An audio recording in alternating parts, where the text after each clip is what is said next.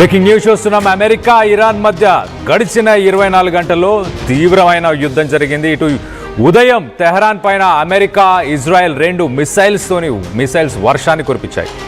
ఇటు జనావాసాలు సివిలియన్స్ ఉండే ప్రాంతాలపైనే ఈ బాంబులు మోత మోగింది. దానికి సంబంధించిన విజువల్స్ని మనం చూస్తున్నాం, చూడొచ్చు. ఒక సివిలియన్ ఇన్ఫ్రాస్ట్రక్చర్నే ఇప్పుడు ప్రస్తుతానికి ఇజ్రాయెల్ అలాగే అమెరికా స్ట్రైక్స్ చేస్తున్నాయి. పదుల సంఖ్యల్లో అక్కడ జనానికి తీవ్రంగా గాయాలయ్యాయి.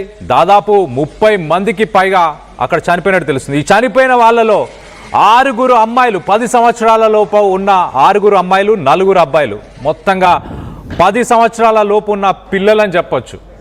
మృతుల సంఖ్య మరింత పెరిగే అవకాశం ఉన్నట్టు తెలుస్తుంది. మరొక పక్కన ఇటు ఇరాన్ కూడా గల్ఫ్ దేశాలపైన విరుచుకుపడింది. ఇటు అమెరికా ఇజ్రాయెల్ చేసిన ఈ స్ట్రైక్స్ పైన ఇరాన్ కూడా చాలా సీరియస్గా తీసుకుంది. ఇటు Kuwait, United Arab Emirates, Saudi Arabia అలాగే ఇజ్రాయెల్లోని డిఫరెంట్ లొకేషన్స్ని టార్గెట్ చేస్తూ ఇరాన్ కూడా స్ట్రైక్స్ చేసింది. ఒక్కసారి డీటెయిల్స్ అన్నీ కూడా చెప్పే ప్రయత్నం చేస్తా. మొదటగా ఇటు అమెరికాకు సంబంధించిన ఒక ఫైటర్ జెట్ F-15E దాన్ని ఇరాన్ కూల్చేసింది. దాని తర్వాత దాంట్లో ఉన్న ఒక పైలట్ అక్కడే ఉండిపోయాడు ఇరాన్ భూభాగం పైన. ఆ పైలట్ని రెస్క్యూ చేయడానికి అమెరికా తమ యుద్ధ విమానాలు, హెలికాప్టర్స్ని పంపించి ఆ పైలట్ని రెస్క్యూ చేసే ప్రయత్నం చేసింది. దాని తర్వాత ఇటు డొనాల్డ్ ట్రంప్ ఇంకొక 24 గంటల సమయం ఇస్తున్నాను, ఆ 24 అవర్స్లో స్ట్రెయిట్ ఆఫ్ హార్మోజ్ని ఓపెన్ చేయకపోతే ఇరాన్లో ఉన్న బ్రిడ్జ్లు, ఇరాన్లో ఉన్న పవర్ ప్లాంట్స్ అన్నిటినీ కూలగొట్టేస్తాము, మిసైల్స్తోని స్ట్రైక్స్ చేస్తామంటూ ట్రంప్ స్టేట్మెంట్ ఇచ్చాడు. ఇటు సీజ్ ఫైర్కి సంబంధించి ఒక నెగోసియేషన్ నడుస్తున్నట్టు ఆ మీడియేషన్కి సంబంధించి కొంత డిఫెన్స్ అనలిస్టులు చెప్పుకొస్తున్నారు. 45 రోజుల పాటు యుద్ధంలో ఎవరు కూడా మిసైల్స్ కానీ దాడులు కానీ చేయకుండా ఉండాలంటూ మీడియేషన్ టాక్స్ నడుస్తున్నాయని చెప్తున్నారు. మరొక పక్కన దాడులు మాత్రం విస్తృతంగా మ్యాసివ్ స్ట్రైక్స్ అని చెప్పొచ్చు. ఇరాన్కి సంబంధించిన రెసిడెన్షియల్ ఏరియాస్, ఒక పోర్ట్ పైన కూడా దాడులు చేశారు, ఒక యూనివర్సిటీ పైన కూడా దాడులు చేశారు. ఇటు షరీఫ్ యూనివర్సిటీ ఆఫ్ టెక్నాలజీ, ఆ యూనివర్సిటీ పైన కూడా దాడులు చేస్తే దాంట్లో 13 మంది చనిపోయారు. మొత్తంగా దాదాపు 30 మంది గడిచిన 24 గంటల్లోనే 30 మంది ఇరాన్లో వివిధ లొకేషన్స్లో, ఇటు పోర్ట్ దగ్గర, యూనివర్సిటీలో, ఆ యూనివర్సిటీ పక్కనే ఒక గ్యాస్కి సంబంధించిన డిస్ట్రిబ్యూషన్, ఒక గ్యాస్కి ఎనర్జీ ఇన్ఫ్రాస్ట్రక్చర్ అని చెప్పొచ్చు, ఆ ఎనర్జీ ఇన్ఫ్రాస్ట్రక్చర్ని కూడా ధ్వంసం చేశారు. దానికి సంబంధించిన విజువల్స్ని ఒక్కసారి చూసే ప్రయత్నం చేద్దాం.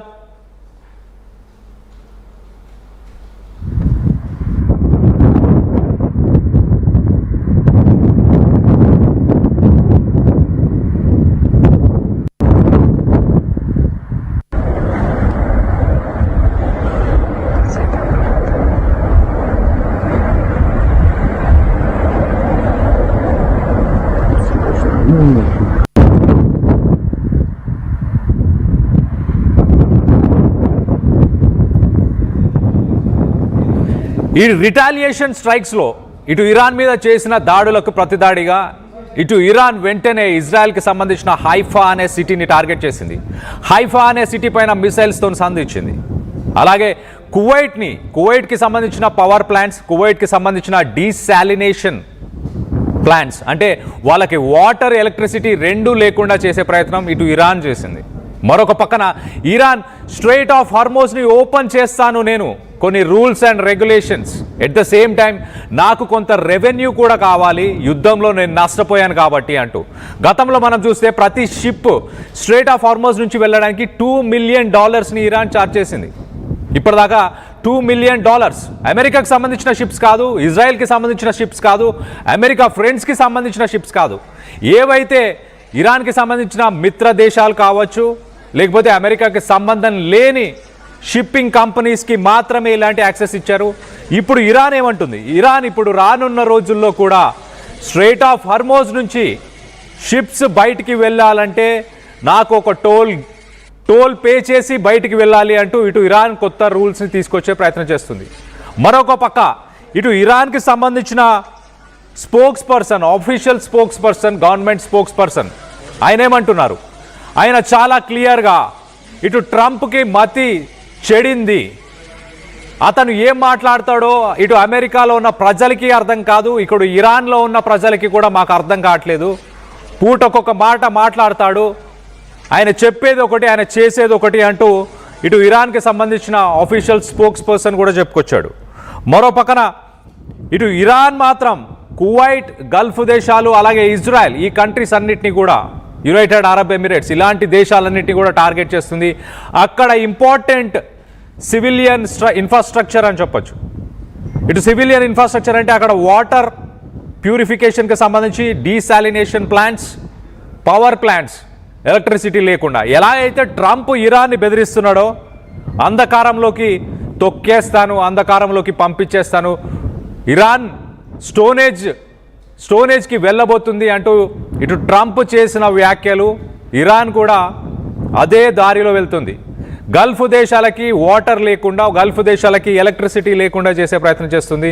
ఇంకా సివిలియన్ ఇన్ఫ్రాస్ట్రక్చర్స్ని కనుక అమెరికా కానీ ఇజ్రాయెల్ కానీ టార్గెట్ చేస్తే, సివిలియన్ ఇన్ఫ్రాస్ట్రక్చర్స్ అంటే ఒక రెసిడెన్షియల్ బిల్డింగ్స్ని కనుక అమెరికా ఇవాళ టార్గెట్ చేసినట్టు మళ్ళీ చేస్తే కనుక ఖచ్చితంగా మేము కూడా సివిలియన్ ఇన్ఫ్రాస్ట్రక్చర్ని టార్గెట్ చేస్తాం గల్ఫ్ దేశాల్లో, ఇంకా స్ట్రైక్స్ని నెక్స్ట్ లెవెల్కి ఎస్కలేట్ చేస్తామంటూ ఇటు ఇరాన్ చెప్తుంది.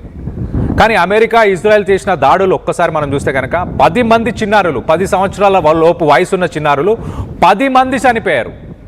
6 అమ్మాయిలు ఉన్నారు, 4 అబ్బాయిలు ఉన్నారు, 10 మంది.